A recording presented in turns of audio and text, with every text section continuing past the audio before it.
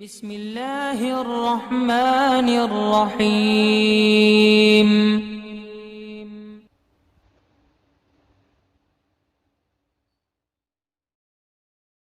وعلیکم السلام ورحمۃ اللہ۔ بھائی کا سوال ہے کہ پاکستان کے علماء بیان میں اکثر اعلیٰ حضرت رحمۃ اللہ علیہ کے دو قومی نظریے کو بیان کرتے ہیں، اور ہندوستان میں علماء کرام اعلیٰ حضرت رحمۃ اللہ علیہ کے ایک قومی نظریے کو بیان کرتے ہیں۔ برائے مہربانی اس بات پر تفصیل سے روشنی ڈالیں۔ میرے بھائی، پہلے تو آپ یہ بتائیں کہ ہندوستان میں کس عالم نے ایک قومی نظریے کو بیان کیا اور اس کا مطلب یہ لیا ہو کہ ہندو مسلم دونوں مل جل کر رہیں، ایک دوسرے کی تقریب میں جائیں، مذہبی عبادت گاہوں میں جائیں؟ ایسا کس عالم نے کہا؟ یہ سراسر غلط ہے۔ اور پہلی بات یہ کہ اعلیٰ حضرت رحمۃ اللہ علیہ نے جو دو قومی نظریہ پیش کیا ہے، اس کا مطلب یہ ہے کہ ہندو ایک الگ مذہب ہے، مسلمان ایک الگ مذہب ہے۔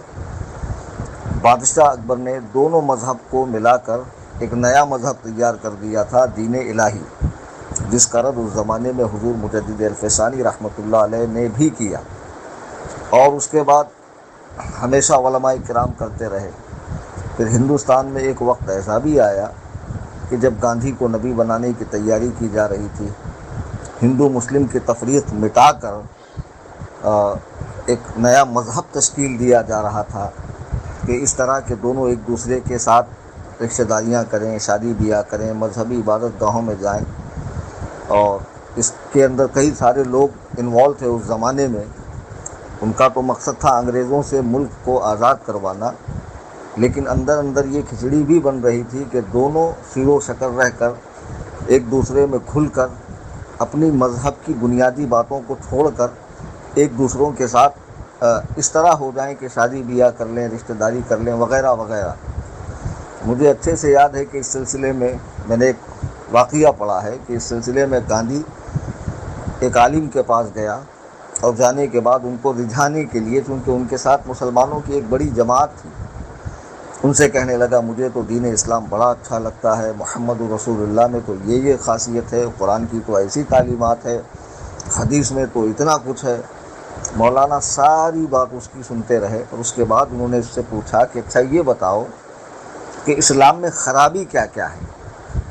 تو گاندھی نے بہت غور کیا، اور غور کرنے کے بعد کہا کہ بھئی جہاں تک میں نے مطالعہ کیا ہے اس میں تو مجھے کوئی خرابی نظر نہیں آئی اسلام کے اندر۔ تو مولانا نے کہا پھر آپ اسلام قبول کیوں نہیں کرتے؟ آپ کو تو ساری اچھائیاں نظر آتی ہے، پھر اسلام قبول کیوں نہیں کرتے؟ تو گاندھی کا منہ چھوٹا ہو گیا، تو انہوں نے کہا یہ ساری باتیں ہمارے سامنے مت کیجیے، تمہاری جو مکاری اور عیاری ہے یہ ہمارے سامنے نہیں چلے گی۔ بہرحال اعلیٰ حضرت امام اہل سنت نے دو قومی نظریہ جو پیش کیا ہے، اس کا مطلب یہ ہے کہ ہم اپنے دین پر عمل کریں، وہ اپنے دین پر عمل کریں، جیسا کہ قرآن نے کہا لکم دینکم ولی دین، تم کو تمہارا دین، ہم کو ہمارا دین۔ اب اس کا مطلب پاکستان کے علماء نے یہ سمجھا کہ دو قومی نظریے کا مطلب یہ ہے کہ الگ ملک بنا لیا جائے، نئے ملک کی تشکیل دی جائے، سرحدوں کو تقسیم کیا جائے۔ اگر اس کا یہی مطلب تھا تو پھر پاکستان میں سکھوں کو کیوں رکھا گیا، ہندوؤں کو کیوں رکھا گیا، عیسائیوں کو کیوں رکھا گیا؟ پاکستان کے اندر ایک عورت نے، ملعونہ نے، رسول کریم صلی اللہ علیہ وسلم کی توہین کی، اس کی تائید میں وہاں پنجاب کا ایک گورنر آتا ہے اور ایک مسلمان اسے واصل جہنم کرتا ہے، تو اس مسلمان کو پھانسی دی جاتی ہے، اور توہین کرنے والی آسیہ ملعون کو بیرون ملک روانہ کیا جاتا ہے۔ تو کیا یہی نظریہ تھا اعلیٰ حضرت کا دو قومی نظریہ جس کی تم بات کر رہے ہو کہ اعلیٰ حضرت نے دو قومی نظریہ پیش کیا اور ہم نے ملک الگ کر کے اس پر عمل کر لیا؟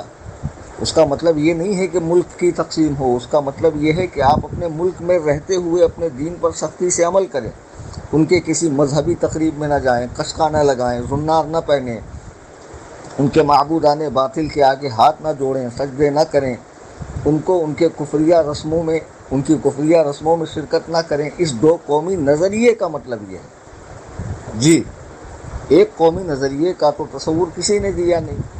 جو آپ نے کہا کہ ہندوستان کے علماء ساتھ رہنا ہند میں ہندو مسلم کا، تو اس کا مطلب یہ ہے کہ جھگڑے فساد نہ کیے جائیں، اس کا مطلب یہ نہیں ہے کہ ان کے مذہبی جو تقریبات ہے، رسومات ہے، عبادات ہے، خرافات ہے، اس پر عمل کیا جائے۔ اس کا مطلب یہ ہے کہ جھگڑے کی ابتدا نہ ہو، وہ ان کے دین پر چلیں، ہم ہمارے دین پر چلیں۔ اس طرح یہاں رہتے ہوئے بھی سرکار اعلیٰ حضرت کے دو قومی نظریے پہ عمل کیا جا سکتا ہے۔